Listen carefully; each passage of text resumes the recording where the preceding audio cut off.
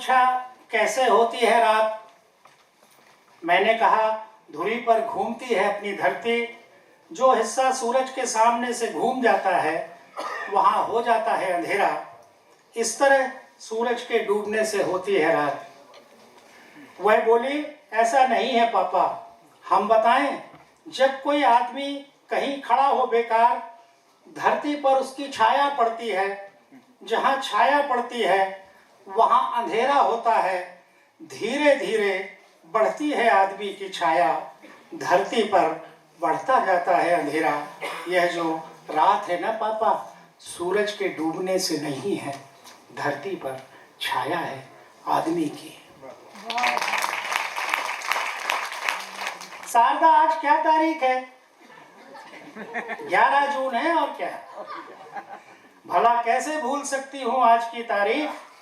40 वर्ष पहले आज ही के दिन तो फूटी थी मेरी किस्मत।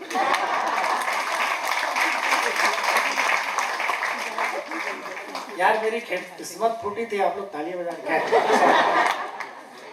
मैं आज भी खोज रही हूँ उस मामा को, मैं आज भी खोज रही हूँ उस मामा को जिसने तय कराई थी मेरी शादी। मैंने कहा तुम क्या, मैं भी तो खोज रहा हूँ उस मामा को। भला क्या बिगाड़ा था मैंने उससे। विगत 40 वर्षों से जारी है हमारी मामा खोज यात्रा। अरुणाचल, मेघालय, असम के जंगलों में ढूंढा, बांस के झोपड़ों में झांका, राजगढ़ अली पर चलता हुआ म्यांमार की पहाड़ियां की पार, वहां आजाद हिंद फौज की दुखद स्मृतियां मिली, मगर मामा नहीं। शेर के मुंह में हाथ डाला, हाथियों से किए 2-2 हाथ, पूछा जमीन पानी पेड़ों पर बैठी बड़ी बड़ी जोंकों से, कोबरा और तमाम प्रजाति के सांपों से तो यूं ही आए दिन हो जाती हाय हेलो, पर मामा का जिक्र आते ही वो फुफकारते, फिर बिना जवाब दिए चाय बगानों में सरक जाते। पेड़ पौधों लता पत्रों से लगाई गुहार, पर मामा का नहीं लगा कोई सुराग। सैला टॉप की ऊंची चोटी पर चढ़ा चिल्लाया जोर जोर से, कभी समुद्र की मैक पर खाए हिचकोले, कभी उसकी अतल गहराइयों में डूबा, पर मामा कहीं नहीं मिला। चांद पर खाट बिछाई, रात रात जागा, तारों को तोड़ा, प्रेम के अद्भुत रहस्यमयी दरवाजों पर दी दस्तक, जहां एक बेटा और 2 बेटियां मिली। उनकी पढ़ाई लिखाई, शादी ब्याह, नाती पोते, नए नए रिश्ते, पर मामा। सुख दुख लगातार संग संग चले, जो बाद में सगे भाई बहन निकले। सुख दुख लगातार संग संग चले, जो बाद में सगे भाई बहन निकले, पर उन्होंने भी नहीं बताया कभी ठीक ठीक मामा के बारे में। लंदन पेरिस में खोजा, तलाशा प्राग की गोल्डन गली में, मकान नंबर 22 से झांकते काफका से पूछा, उन्होंने भी न जाने नामे सिर हिला दिया। रेडिंग की एक एक गली खंगाली, मैडम बैठी लंदन से आई हूँ, रेडिंग की एक एक गली खंगाली, ऑस्कर वाइल्ड की काल कोठरी तक गया। मात्र 40 साल की उम्र पाकर भी इन लेखकों ने यूं तो अपने छोटे से जीवन में बहुत कुछ सार्थक लिखा, मगर अफसोस कि मामा के बारे में पंक्ति। मामा खोज में इस तरह मैंने जीवन के गंवा दिए 40 साल। सोचता हूं अब तक क्या किया, जीवन क्या जिया। मामा को न खोज पाने से निराश, एक दिन यूं ही जब देख रहा था दूरदर्शन, उस पर चिल्ला चिल्ला कर भाषण देता उड़ाता हवा में थूक वह दिखाई दिया, जो बीच बीच में लगातार कहे जा रहा था कि मैं ही हूं तुम्हारा मामा, मैं ही, चिंता मत करना मेरी लाडली भांजियो, तुम्हारा मामा अभी जिंदा है।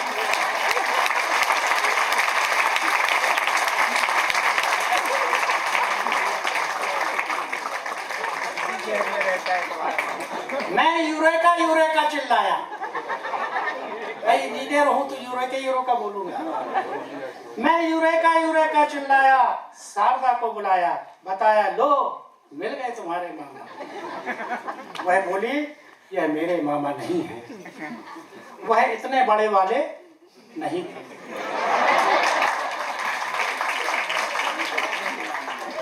उन्होंने तो सिर्फ मेरी किस्मत फोड़ी, पर इस मामा ने तो पूरे प्रदेश की। फिर मेरा हाथ थामते हुए भर्राई हुई आवाज में बोले, अब बेकार है उन्हें ढूंढना, सुना पिछले बरस आस्था में। फिर वह रोने लगी। मैं अवाक और दुखी। अचानक समाप्त हुई मामा की खोज यात्रा से जैसे गड़बड़ा ही गया हमारा आगे का जीवन, जो अभी समाप्त नहीं हुआ था, जिसमें अभी बाकी था बुढ़ापा, दुख और बीमारियां, परिजनों के मृत्यु की खबरें, उनके कठिन आघात, दरवाजे पर घात लगाए खड़ी मृत्यु, और बीच में शादी की 40वीं सालगिरह पर शुभकामनाएं देते आप मित्रों की दुआएं।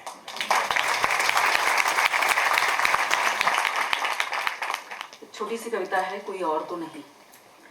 तुम सौंप दोगी जिस दिन उसे अपना सम्मान तक, तुम सौंप दोगी जिस दिन उसे अपना सम्मान तक, वह तुम्हारे अंतर्देश की एक एक आंतड़ियां हिला हिला कर देखेगा, वहां कोई और तो नहीं। कविता का शीर्षक है हमें फिर से भेड़ बकरी बनाओ। नहीं सीखना हमें 2 और 2 का जोड़ घटाना, नहीं पढ़ना विज्ञान भूगोल की पोथियां, इतिहास की मक्कारियां जानकर क्या कर लेंगे, और राजनीति तुम्हारी तुम्हें ही मुबारक।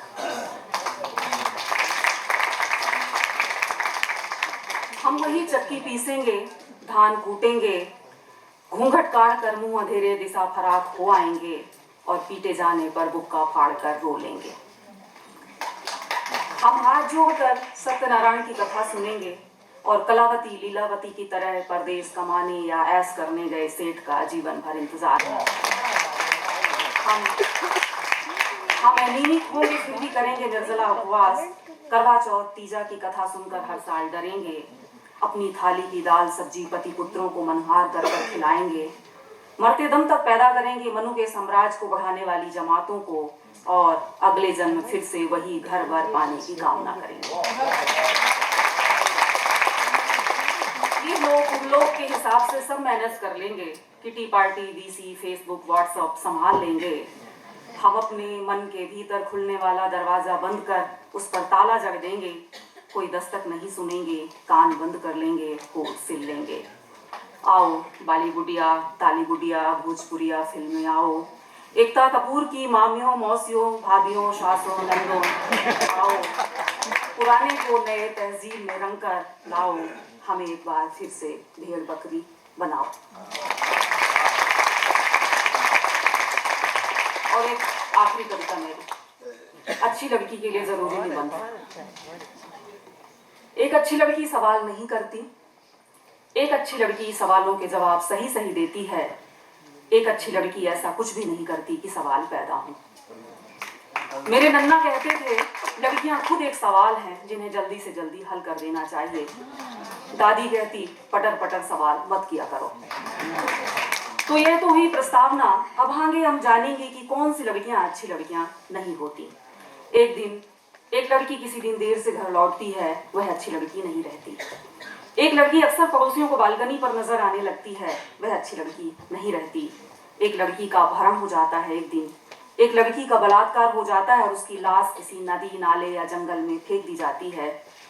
एक लड़की के चेहरे पर तेजाब डाल दिया जाता है और एक लड़की तो खुदकुशी कर लेती है। क्यों, कैसे, जानने की क्या जरूरत, यह सब अच्छी लड़कियां नहीं होती। मैं दादी से पूछती अच्छी लड़के कैसे होते हैं, अच्छे लड़के कैसे होते हैं, वह कहती चुप, लड़के सिर्फ लड़के होते हैं। और वह शुरू हो जाती फिर से अच्छी लड़कियों के गुण बखान करने। दादी की नजरों में प्रेम में घर छोड़कर भागी हुई लड़कियां केवल बुरी लड़कियां ही नहीं, नकटी कलंकनी कुलबोरन होती। शराब और सिगरेट पीने वाली लड़कियां दादी के देश की सीमा के बाहर की फिरंगने कहलाती थीं और वे कभी भी अच्छी लड़कियां नहीं हो सकती। खैर अब दादी परलोक सिधार गई और नन्ना भी नहीं रहे, फिर भी अच्छी लड़कियां बनाने वाली फैक्ट्रियां बराबर काम कर रही हैं और लड़कियों में अब भी अच्छी लड़की बनने वाला ठप्पा अपना माथे पर लगाने की होड़ लगी है। तो लड़कियों, अच्छी लड़की बनने के फायदा तो पता ही है तुम्हें, चारों ओर शांति और शांति, स्कूल से लेकर मोहल्ले तक, घर से लेकर मोहल्ले तक, स्कूल कॉलेज शहर और देश भर में ये तख्तियां लेकर नारे लगाना, जुलूस निकालना अच्छी लड़कियों के काम नहीं है। धरना प्रदर्शन कभी भी अच्छी लड़कियां नहीं करती। मेरे देश की लड़कियों सुनो, अच्छी लड़कियां सवाल नहीं करती और बहस तो बिल्कुल भी नहीं करती। तुम सवाल नहीं पूछोगी तो हमारे विश्वविद्यालय तुम्हें गोल्ड मेडल देंगे। जैसा कि तुमने सुना जाना होगा, इस विषय पर डिग्री और डिप्लोमा भी शुरू हो गया है।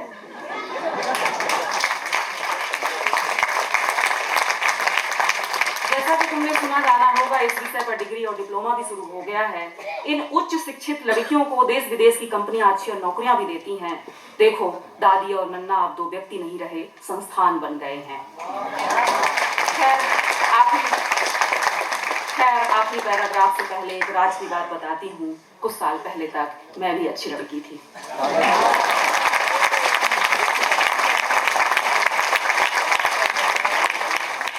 कविता का शीर्षक है अनुपस्थिति। यहाँ तुम नहीं हो, यहाँ तुम नहीं हो, तुम्हारी अनुपस्थिति के बराबर सूनापन है, विचित्र आवाजों से सराबोर। धान की हरी हरी आभा और महक है, मानसून की पहली फुआर की छुअन और रस है।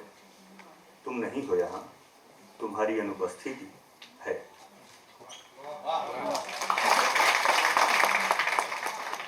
एक कविता है जिसका शीर्षक पिता। पिता का केवल चेहरा था हंसमुख, पिता का केवल चेहरा था हंसमुख, लेकिन पिता को खुलकर हंसते हुए देखा नहीं किसी ने कभी। नींव की ईंट की तरह भार साधे पूरे घर का अपने ऊपर अडिग खड़े रहे पिता। आए अपार भूकंप, चक्रवात अनगिन, गगन से गाज की तरह गिरती रही विपदाओं में झुका नहीं पिता का ललाट। कभी बहन की फीस कम पड़ी तो पिता ने शेव करवाना बंद रखा पूरे 2 माह। कई बार तो मेरी मटर गश्तियों के लिए भी पिता ने रख दिए मेरी जेब में कुछ रुपए, जो बाद में पता चला कि लिए थे उन्होंने किसी से उधार। पिता कम बोलते थे, या कहें कि लगभग नहीं बोलते थे। आज सोचता हूँ उनके भीतर कितना मचा रहता था घमासान, जिससे जूझते हुए खर्च हो रही थी उनके दिल की हर धड़कन। माँ को देखा है हमने कई बार पिता की छाती पर सिर धरे अनक्खे हुए। माँ की उदास सांसों में पिता की अतृप्त इच्छाओं का जार सिर पटकता कराहता था बेआवाज। ये एक सहमत रहस्य था दोनों का, जिसे जाना मैंने पिता बनने के बाद।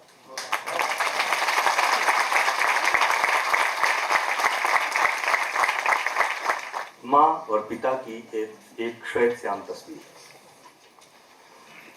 घर में एक ही तस्वीर है श्वेत श्याम, जिसमें लक्ष्मण झूले पर पिता गलबाही डाले माँ के साथ हैं। घर में एक ही तस्वीर है श्वेत श्याम, जिसमें लक्ष्मण झूले पर पिता गलबाही डाले माँ के साथ हैं।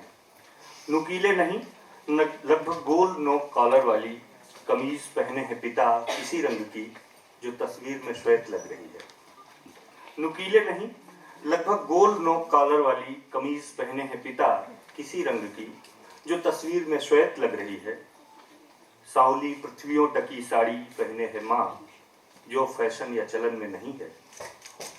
ऐसे उम्र में है यह युगल जब सांवलापन गोराई को भी मात करता है।